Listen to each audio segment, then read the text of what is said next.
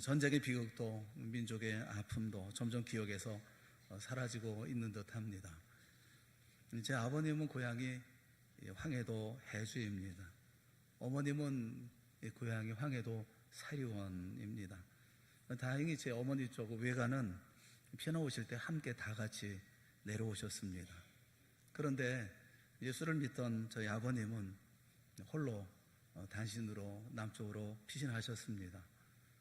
예수 믿는 사람에 대한 핍박이 있었고, 그래서 남쪽으로 내려오셨는데 금방 돌아갈 줄 아셨지만 그것이 가족과 영원한 이별이 되어져 버리고 말았습니다. 제 아버님은 평생 동생을 그리워하셨습니다. 혹시 남쪽으로 오지 않았을까 싶어서 1983년에 KBS에서 생방송으로 진행되었던 이상가족 찾기 그 방송에도 팻말 듣고 피켓 들고 나가셨었죠. 하지만 결국 동생을 찾지 못하시고 돌아가시고 말았습니다. 전쟁은 다시 이 땅에서 일어나서는 안 됩니다. 가족이 이상가족이 되어서 헤어지는 일 다시는 이 땅에서 되풀이 되어서는 안 됩니다. 우리는 이미 그 비극을 다 경험해 보았습니다. 오늘 본문 3절 말씀에 보면 무리가 그 칼을 쳐서 보습을 만들고 창을 쳐서 낫을 만들 것이며 이 나라와 저 나라가 다시는 칼을 들고 서로 치지 아니하며 다시는 전쟁을 연습하지 아니하고 라고 말씀하고 있어요. 이 말씀은 평화를 말씀하고 있죠. 칼은 사람을 죽이는 것입니다. 보습은 쟁기입니다. 씨를 뿌리기 위해서 땅을 갈아엎는 농사 기구인 거죠. 그 보습이라는 말이 좀 어려워서 쟁기 보습해도 잘 모르겠더라고요. 그래서 여러분에게 사진을 잠깐 보여드렸으면 싶은데 그 사진을 잠깐 좀 올려주시겠어요? 준비가 안 된 모양이네. 그걸 제가 손으로 설명할 수도 없고, 여러분들 보면 그 소라든가 뭐 트랙터 뒤에서 이렇게 땅을 갈구는, 땅을 갈아엎는 그것이 바로 이제 쟁기이죠. 그리고 그것을 우리는 보습이라고 얘기를 합니다. 그러니까 보습은 씨를 뿌리기 위해서 저것입니다. 보습은 이렇게 뒤에서 달아서 땅을 갈아엎어버리는 그런 것이 보습이라고 얘기를 합니다. 씨를 뿌리기 위해서 땅을 갈아엎는 농사 기구인 거죠. 칼은 원수들이 갖는 것이고 보습은 사랑하는 사람이 갖는 것입니다. 창은 사람을 찌르는 도구이고 낫은 추수하는 도구예요. 여기 마즈메라라는 이것은 나무를 자르는 그런 도구를 얘기를 합니다. 우리는 낫이라고 얘기하고 있는데 추수할 때 쓰는 그런 도구예요. 그러니까 칼과 창을 든 사회는 전쟁과 살인과 원수와 파괴만 있을 뿐인 것이죠. 화해와 평화에 대한 기대를 가진 것은 지난 4월 남북한의 정상이 판문점에 만나서 공동 서명했던 판문점 선언입니다. 그 판문점 선언은 이렇게 시작하죠. 양 정상은 한반도에 더 이상 전쟁은 없을 것이며 새로운 평화의 시대가 열렸음을 8천만 우리 결야와 전 세계에 엄숙히 천명하였다. 더 이상 전쟁은 없을 것이다. 가슴이 뛰는 말이에요. 지금 시급한 역사적인 과제는 서로의 손에서 무기를 버리는 일입니다. 이 민족의 최대의 과제는 칼을 버리는 것입니다. 칼을 쳐서 보습을 만들고 쟁기 보습을 만들고 창을 쳐서 낫을 만드는 무장해제를 단행하는 일입니다. 그런데 과연 이 일이 이루어질까요? 과연 우리는 이 일을 정말 해낼 수 있을까요? 우리는 할 수가 없습니다. 누가 할 수가 있다는 것입니까? 이 일은 이 무장해제하고 평화를 주시는 것은 오직 예수님 외에는 누구도 할 수가 없는 일입니다. 미가 선지자는 오늘 본문 1절부터 3절에 이렇게 말씀을 하고 있어요. 끝날에 여호와의 성전이 서 있는 산이 산들을 위해 우뚝 솟아 작은 산들을 굽어보는 날에 민족들이 그리로 몰려가면서 오라, 우리가 여호와의 산에 올라가서 하나님의 전에서 가르치시는 길로 행하자고 할 것이고, 여호와 하나님이 민족 사이의 분쟁과 제국을 심판하시고 판결하실 때 무리들이 칼을 쳐서 보습을 만들게 되고 창을 쳐서 낫을 만들 것이다. 그렇게 예언하고 있어요. 미가 선지자의 이 예언은 이스라엘 민족이 블레셋에 의해서 망하고 그들의 칼날에 짓밟힐 것이지만 아수르가 이제 바벨론을 망하게 할 것이고 그 바벨론을 점령하게 되어질 것이고 그래서 그들을 무장 해제하는 날이 올 것이고 그때 이스라엘은 자기 집으로 돌아올 것이며 예루살렘에서 여호와의 말씀이 들려지게 될 것이다 라는 예언으로 들려졌었어요. 그런데 이스라엘 민족에게는 평화가 오지 않았습니다. 이들은 다시 로마에 의해서 망했어요. 로마의 칼과 창은 예루살렘을 파괴했고 이스라엘 민족은 다시 포로가 되었습니다. 여전히 전쟁의 비극을 맛보았고 고난의 역사는 이어갔어요. 칼을 쳐서 보습을 만드는 일도 창을 쳐서 낫을 만드는 일도 일어나지 않았습니다. 그러면 이 미가의 이 예언은 빗나간 것입니까? 그렇지 않습니다. 우리가 여기서 깊이 묵상해야 되는 말씀인데 그것은 바로 1장 처음에 1절 처음에 나오는 끝날이라는 것입니다. 이 끝날을 어떻게 볼 것이냐라는 거예요. 이 끝날을 바벨론의 멸망으로 본다면 그러면 이 예언은 빗나간 예언이 되어져 버리고 마는 것입니다. 이 끝날을 어떻게 보느냐 하는 것이 관건이에요. 대학원 다닐 때 존경하는 교수님이 계셨어요. 구약학을 가르치는 김유보 교수님이 쓴 책이 있습니다. 그래서 이 끝날이 도대체 어떤 날을 끝내라고 하는 것인지 그래서 여러분들의 책을 살펴보았어요. 그런데 이분이 아주 자세하게 이렇게 설명을 하셨더라고요. 이 교수님의 말씀하고 있는 여기 끝날, 여기 아하리트 욤, 아하리트라는 것은 마지막, 욤이라는 말은 날이라는 말인데 이 그 의미는 지금 흐르는 날들이 다 끝날 때라는 의미를 가지고 있어요. 이 모든 흐르는 날들이 다 끝나는 날이 그러면 이 세상이 마지막 날인가? 이 세상 마지막 날 예수님의 재림을 말씀하는 것이냐? 이분은 그렇지 않다. 그렇게 얘기를 하셔요.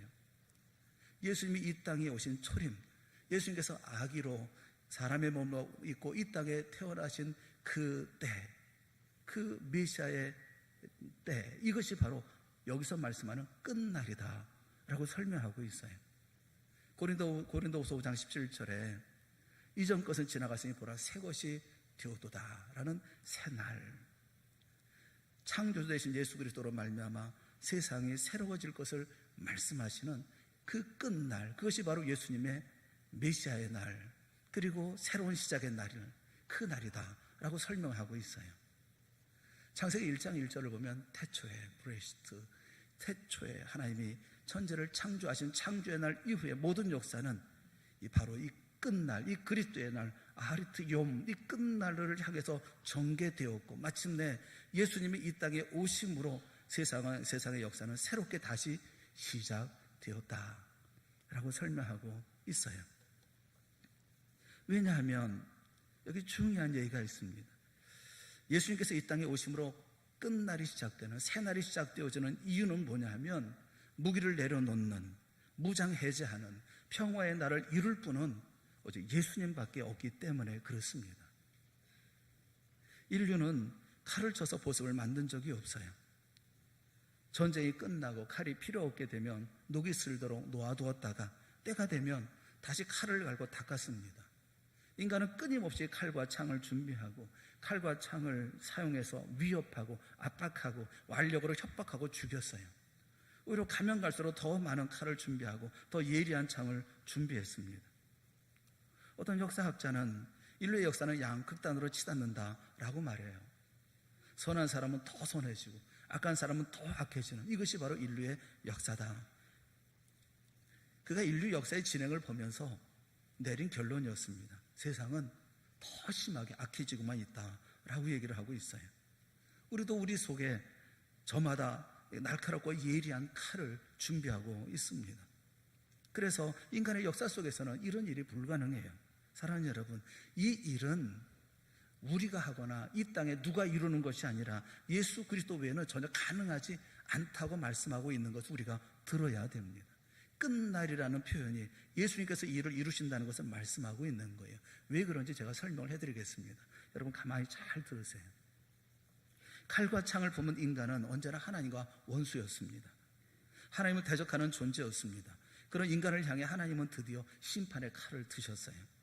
창세기 6장 5절 말씀부터 7절에 있는 말씀에 보면 하나님이 심판하실 것에 대해서 말씀하고 있어요. 우리 다 같이 한번 읽어보겠습니다. 시작. 여호와께서 사람의 죄악이 세상에 가득함과 그의 마음으로 생각하는 모든 계획이 항상 악할 뿐임을 보시고 땅 위에 사는 한탄하사 마음에 근심하시고 이르시되 내가 창조한 사람을 내가 지면에서 쓸어버리되 사람으로부터 가축과 기는 것과 공중의 새까지 그리하리니 이는 내가 그것들을 지었음을 한탄함이니라 하시니라. 하나님은 악한 세상을 홍수로 심판하셨습니다. 하나님이 심판의 칼은 무섭게 인류를 쓸어버리셨어요. 하지만 하나님이 남기신 노아의 가족이 하나님 앞에 제사를 드릴 때 하나님은 약속하십니다. 창세기 8장 21절 말씀에 보면 여호와께서 그 향기를 받으시고 제사를 드리는 그 향기를 받으시고 그 중심에 이르시되 내가 다시는 사람으로 말미암아 땅을 저주하지 아니하리니 이는 사람의 마음이 계획하는 바가 어려서부터 악함이라 내가 전에 행한 것 같이 모든 생물을 다 멸하지 아니하리니 라고 말씀하셔요.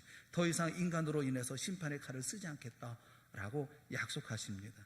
그리고 하나님은 여전히 어렸을 때부터 계획하는 것이 악한 변하지 않는 인간을 향해서 하나님은 심판의 칼을 쓰지 아니하시고 전 인류를 대표한 예수 그리스도에게 그 심판의 칼을 쓰셨다는 거예요. 삼위 하나님 가운데 한 분이시고 성자 예수 그리스도를 세상에 보내시고 이 범죄한 인류를 향한 심판의 칼을 우리 주님 예수 그리스도에게 쓰신 것입니다. 이사야 선지자의 예언대로 하나님이신 예수 그리스도는 실로 우리의 질고를 지고 우리의 슬픔을 당하셨습니다. 그가 찔림은 우리의 허물 때문이고 그가 상함은 우리의 죄악 때문이었습니다. 그가 징계를 받음으로 우리가 평화를 누리고 그가 채찍에 맞음으로 우리가 나음을 받았습니다. 예수님의 머리에는 가시관이 씌워졌고 예수님의 손과 발에 못이 박혔습니다. 옆구리에 군병들이 찌른 창으로 물과 피가 쏟아졌습니다. 하나님의 심판의 칼은 우리를 향한 것이 아니라 우리를 대신하신 하나님의 독생자 예수 그리스도를 향했고 무참하게 찌르고 베었습니다. 십자가는 칼과 장이 번쩍이는 심판의 현장이었고 진노와 죽음의 현장이었습니다. 그렇게 하나님은 십자가 위에서 화해를 이루셨어요. 그렇게 십자가는 하나님의 칼을 쳐서 보습으로 만드는 현장이 되었습니다. 십자가 위에서 화해를 이루셔서 창을 쳐서 낫을 만드는 현장이 되었습니다. 예수님의 육체가 찢겨지고 피를 흘림으로 하나님의 진노의 심판의 칼과 창은 녹아버리고 말았어요. 모든 전쟁과 미움과 원수는 끝이 나고 평화와 화해가 이루어졌습니다. 인간은 하나님의 심판을 피할 길이 없어요. 우리가 하나님과 평화와 화해를 이룰 수가 없습니다. 우리는 여전히 원수 맺고 여전히 미워하고 여전히 싸우고 서로 죽이기에 바쁩니다. 그런 우리를 사랑하신 주님은 스스로 십자가에 죽으심으로 하나님의 평화를 우리에게 주셨어요. 요한일서 4장 10절에 있는 말씀을 보면 사랑은 여기 있으니 우리가 하나님을 사랑한 것이 아니요 하나님이 우리를 사랑하사 우리 죄를 속하기 위하여 화목제물로 그 아들을 보내셨음이라 라고 말씀하셔요.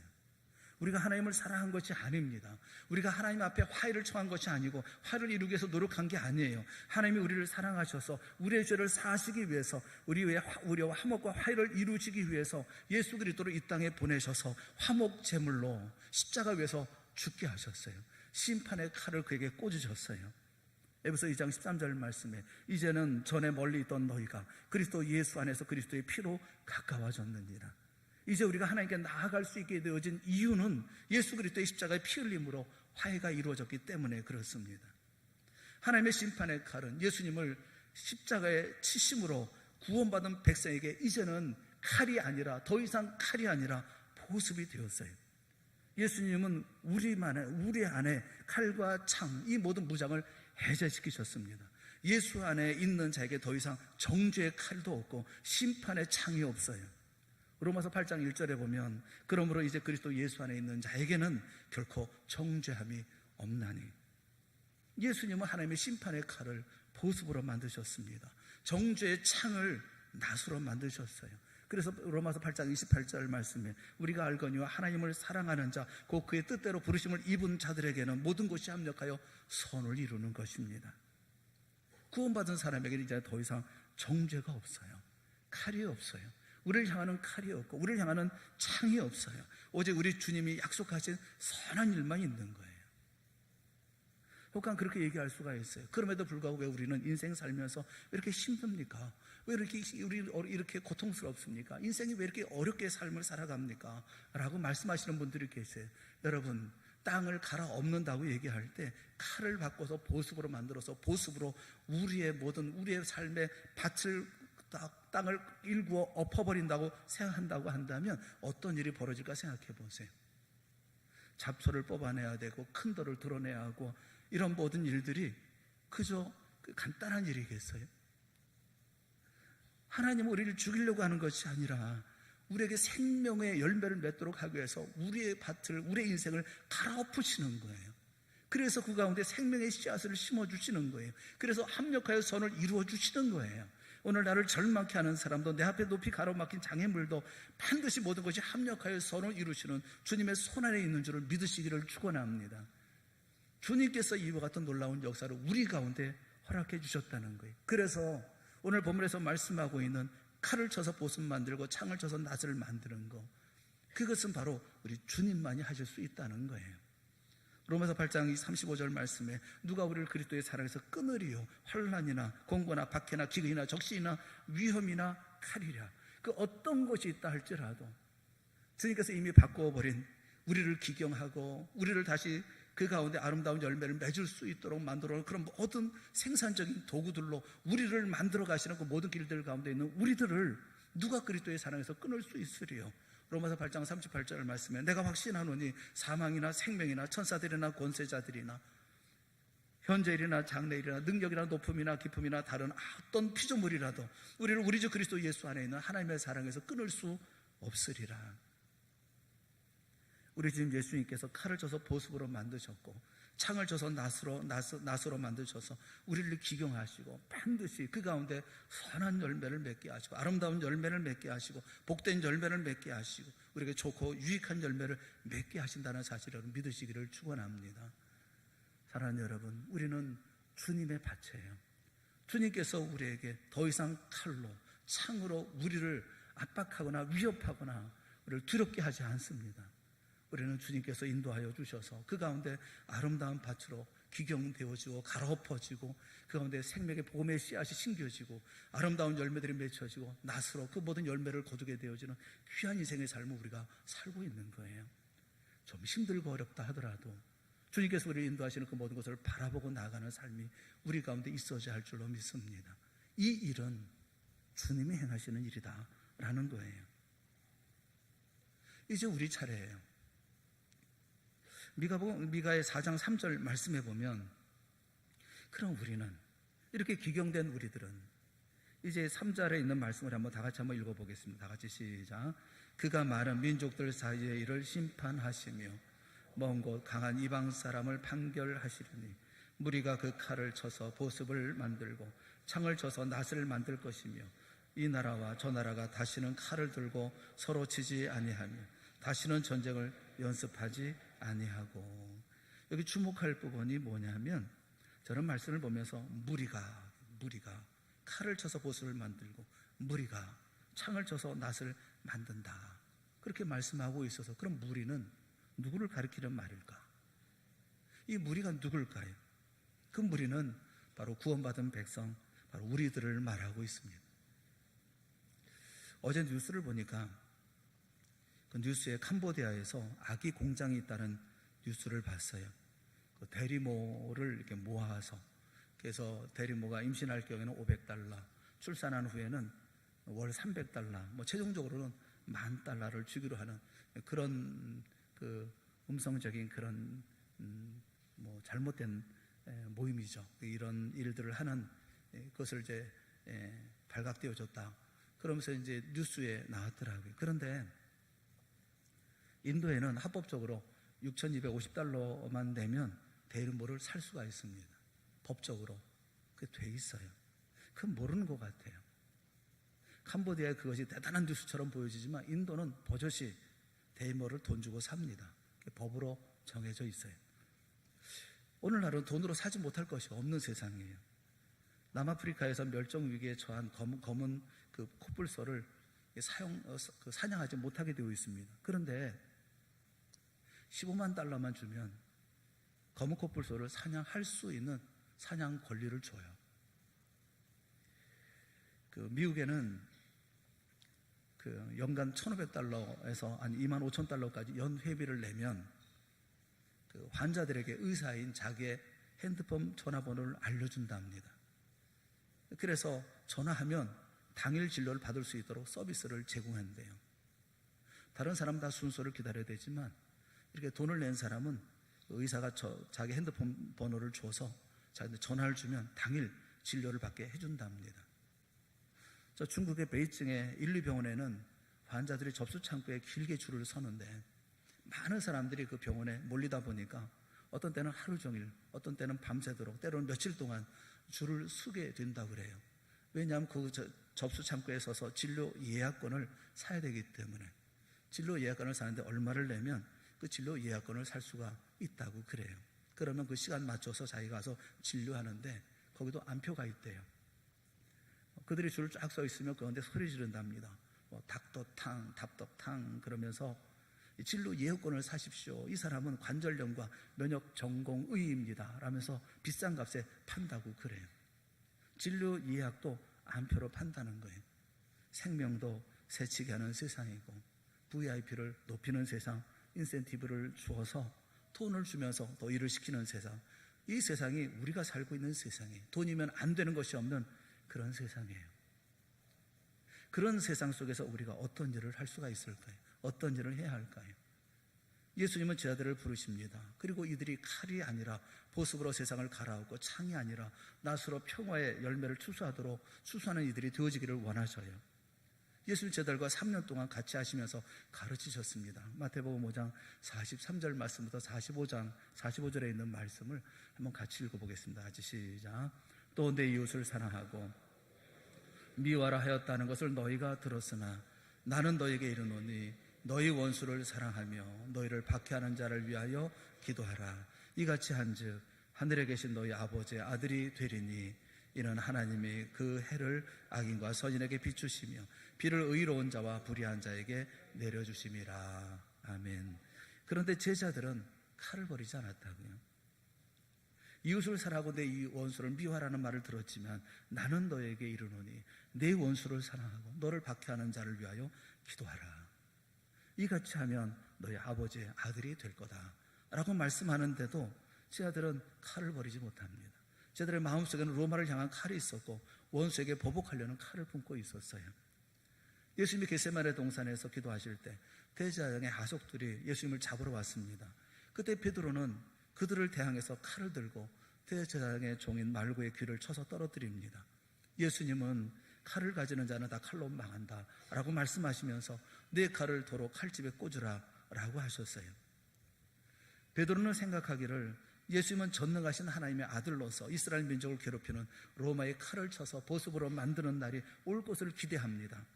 그래서 질문하죠. 이스라엘 나라의 회복하심이 이때니까. 그러자 예수님께서는 베드로를 향해서 말씀하십니다. 때와 시기는 아버지께서 자기의 권한에 두셨으니 너희가 알 바 아니요 알 것이 아니요 라고 말씀하시면서 베드로가 정말 귀담아 들어야 할 중요한 말씀을 하셔요. 그게 바로 사도행전 1장 8절에 있는 말씀이에요. 우리 다 같이 한번 같이 읽어보겠습니다. 사도행전 1장 8절 시작. 오직 성령이 너희에게 임하시면 권능을 받고 예루살렘과 온 유대와 사마리아와 땅끝까지 이르러 내 증인이 되리라 하시니라. 예수님 베드로에게 말씀하시는 거예요. 성령이 임하시면 내 속에 있는 칼은 보습으로 바뀌어질 것이다. 내가 로마를 향하는 칼은 낫으로 바뀌게 되어질 것이다. 그래서 예루살렘과 온 유다와 사마리아 땅끝까지 이르러 너는 나의 증인이 될 것이다 라고 말씀하고 있어요. 과연 그 말씀처럼 예수님은 마가의 다락방에서 칼을 보습으로 창을 낫으로 바꾸어 주셔서 베드로를 무수한 심령의 밭을 갈아엎고 평안을 심는 사도가 되게 하셨습니다. 로마로 들어가 로마 사람들의 심령을 갈아엎었어요. 로마인의 묵은 밭을 갈아엎어줬습니다. 그곳에 생명의 복음의 말씀에 씨앗이 심겨졌어요. 뿌려진 씨앗은 열매를 맺기 시작했습니다. 칼로 점령할 수 없는 로마가 보습으로 갈아엎어지게 되어졌고 마침내 평화의 열매를 낫으로 추수하는 것이 되어졌다고요. 스데반 집사님은 복음을 전하다가 유대인들의 돌에 맞아 순교하셨습니다. 그때 스데반 집사님은 성령이 충만하셨습니다. 그는 하늘을 우러러 봅니다. 그때 하늘이 열리고 예수님이 보좌 우편에 서신 것을 보았어요. 그 모습을 보면서 스데반 집사님은 감격합니다. 돌을 맞으면서도 주여 이 죄를 그들에게 돌리지 마옵소서라고 기도해요. 여기 사울이라는 청년이 있었습니다. 살기 가득한 청년은 스데반의 감격을 봅니다. 그가 하나님 앞에 기도하는 기도의 음성을 듣습니다. 스데반의 모습이 사울의 마음을 갈아엎기 시작했습니다. 그가 담메색으로 예수 믿는 이들을 잡으려고 칼을 들고 가다가 호련히 하늘에서 빛이 자기를 둘러 비칩니다. 사울아 사울아 부르시는 예수의 음성을 들었어요. 너는 어찌하여 나를 박해하느냐? 주여 누구십니까? 주님께서 말씀합니다. 나는 내가 박해하는 예수라. 사울은 주님 앞에 거꾸러집니다. 예수님을 만난 그 순간이 그의 마음속에 칼이 부서지는 순간이었습니다. 그러니까 변하는 순간이었습니다. 그의 가슴속에 칼이 보습으로 만들어졌어요. 그는 평화의 사도가 되어 아시아에서 유럽으로 로마로 자기를 핍박하는 사람을 위해서 복을 빌어주고 자기를 죽이려는 자들을 용서하고 그를 대적하는 수많은 사람들의 마음을 갈아엎었습니다. 사랑하는 여러분, 마가의 다락방은 대장간이었어요. 기도하던 120명의 성도들은 그 성도들의 칼, 그들의 마음속에 품고 있었던 칼을 쳐서 보습으로 만드는 대장간이었습니다. 창을 쳐서 낫을 만드는 대장간이었어요. 기도하고 있었던 성령의 바로 그것은 용광로였고 풀무였습니다. 이들이 세상에 나가서 수많은 사람들의 마음을 갈아엎었어요. 그리고 그것에 생명의 복음의 씨앗이 뿌려지고 하나님의 평화의 열매가 거두어지기 시작했습니다. 지구상의 무기를 없애는 일로는 세상에 평화가 오지 않습니다. 인간의 마음속에 있는 미움과 증오와 살인과 분쟁과 악독, 원수 맺는 이 타락과 분쟁과 갈등은 여전히 계속될 뿐인 것입니다. 사랑하는 여러분, 먼저 내 안에 칼을 녹여야 할 것입니다. 내 속에 있는 칼을 쳐서 쟁기를 만들어야 할 것입니다. 내 속에 있는 창을 쳐서 낫을 만들어야 할 것입니다. 그런데 일이 결코 쉽지 않아요. 아니, 불가능합니다. 결심해서 될 일이 아니기 때문에 그래요. 교훈하고 충고하고 가르쳐서 될 일이 아닌 거예요. 내가 죽어야 되는 일이에요. 어떻게 하면 내가 죽을 수가 있습니까? 성령 충만한 자리가 내가 죽는 자리인 거예요. 내 안에 성령 하나님의 충만히 계시고 나는 그분께 온전하게 내 자리를 내어드리는 것, 그게 성령 충만함의 모습이고 내가 죽는 모습인 거예요. 갈라디아 2장 20절에 말씀하고 있습니다. 내가 그리스도와 함께 십자가에 못 박혔나니, 내가 그리스도와 함께 십자가에 못 박혔나니 그런즉 이제는 내가 사는 것이 아니요 오직 내 안에 그리스도께서 사시는 것이라. 이제 내가 육체 가운데 사는 것은 나를 사랑하사 나를 위하여 자기 자신을 버리신 하나님의 아들을 믿는 믿음 안에서 사는 것이라. 할렐루야. 십자가에 자신을 못 박은 사도 바울에는 세 가지 중요한 변화가 있었어요. 첫 번째 변화는 내가 아니라 그리스도가 내 삶에 존귀하게 여김을 받게 되어졌고 그리스도를 내 삶의 중심으로 두게 되었다는 거예요. 그리스도와 함께 십자가에 못 박히고 내가 사는 게 아니라 내 안에 그리스도가 사시는 삶은 내 안에 그리스도를 존귀하게 여기고 그리스도 중심의 삶을 살아가는 거예요. 또 하나는 율법 대신에 믿음으로 살아가는 거예요. 내가 행함으로 사는 게 아니라 주님을 오직 믿는 은혜로 살아가는 거예요. 그게 죽었다가 나는 죽고 예수 그리스도로 사는 사람들의 삶인 거예요. 감사하며 사는 거예요. 기뻐하며 사는 거예요. 찬양하며 살아가는 거예요. 믿음으로 사는 거예요. 눈에 보여지는 걸 어렵고 힘들고 답답하게 보여진다 할지라도 내 길을 인도하시는 주님의 손을 붙잡고 가는 믿음으로 살아가는 거예요. 셋째는 옛사람이 아니라 새 사람으로 살아가는 거예요. 옛사람은 죽었어요. 이제는 새 사람으로 살아갑니다. 매일매일 다시 살아 매일매일 새 사람의 삶을 살아가는 거예요. 그래서 사도 바울은 우리는 그리스도의 향기라고 얘기합니다. 우리는 그리스도의 편지라고 말씀하고 있어요. 세상에 칼을 쳐서 보습을 만들고 창을 쳐서 낫을 만들 무리가 누굽니까? 이 나라와 저 나라가 다시는 칼을 들고 서로 치지 않게 하고 다시는 전쟁을 연습하지 않게 할 이건 누구입니까? 이 세상의 경제인도 아니고 재벌도 아니고 학자도 아니고 정치가도 아닙니다. 그것을 이룰 사람은 다름 아닌 바로 우리들인 거예요. 그리스도와 함께 십자가에 못 박힌 우리들입니다. 내가 사는 것이 아니라 내 안에 그리스도께서 사시는 우리들입니다. 오직 나를 사랑하사 자기 자신을 버리신 하나님의 아들 예수 그리스도를 믿는 믿음 안에 사는 우리들인 거예요. 독일의 히틀러가 많은 유대인을 죽이고 전쟁을 일으키고 온 세상에 큰 문제를 일으키고 있을 때 유명한 신학자 칼바르트에게 누가 물었습니다. 당신이 저 아돌프 히틀러에게 주고 싶은 말이 있다면 어떤 말을 주고 싶습니까? 저렇게 온 세상을 뒤집어 놓고 온 세상을 악하게 만드는 이 히틀러에게 주고 싶은 말이 있다고 한다면 어떤 말을 주고 싶습니까? 그러자 이 신학자는 이렇게 대답했어요. 예수 그리스도께서 당신의 죄를 위해서 죽으셨습니다. 예수 그리스도께서 당신의 죄를 위해서 죽으셨습니다. 이 말 외에는 할 말이 없습니다. 히틀러, 당신을 위해서 예수님께서 십자가에 죽으셨습니다. 이것 외에는 히틀러의 마음 밭을 갈아엎을 다른 것은 없는 것입니다. 자기가 죽고 예수 그리스도 사는 사람, 예수님께서 모든 창과 모든 칼을 다 없이 하시고 또 이제는 세상을 기경할 수 있는 보습으로 만들고 낯을 만드신 그 주님이 우리 안에 사셔서 그 주님이 우리의 삶을 통해서 드러날 때에 우리는 세상을 뒤집어 엎는, 세상을 갈아엎는 보습이 되어질 수 있는 거예요. 자기가 죽고 예수 그리스도 사는 사람이 내 가정에 들어가면 우리 가정의 묵은 세상의 마음이 갈아엎어지는 거예요. 자기가 죽고 예수 그리스도로 살아가는 사는 사람이 직장에 들어가면 세상적인 직장 동료들의 마음과 그 모든 풍토들이 기경되어지고 갈아엎어지는 거예요. 자기가 죽고 예수로 사는 사람이 어떤 모임에 참석하게 되어지면 속된 마음들이 다 갈아엎어지는 거예요. 거기에 화해의 자리가 되어지고 거기에 평화의 자리가 되어지고 모든 무의를 내려놓는 자리가 되어지고 사랑의 자리가 되어지는 거예요. 사랑하는 여러분, 여러분 그렇게 사십니까? 회담으로 되는 거 아니에요. 무기로 되는 게 아니에요. 테러로 되는 것입니까? 9.11 테러로 그래서 오사마 빈 라덴을 없앴다고 되어지는 것입니까? 그래서 되는 게 아니에요. 성경은 말씀합니다. 스가서 4장 6절 말씀에, 스가랴 4장 6절 말씀에 이는 힘으로 되지 아니하면 능력으로 되지 아니하고 오직 나의 영으로 되느니라 라고 말씀하고 있어요. 힘으로 되는 거 아니에요. 능력으로 되는 게 아니에요. 주의 영으로 되는 거예요. 사랑하는 여러분, 여러분 모두가 주의 영에 속한 사람, 주의 영에 붙들린 사람, 주의 영에 충만한 사람들이 되어질 수 있기를 주님의 이름으로 축원합니다.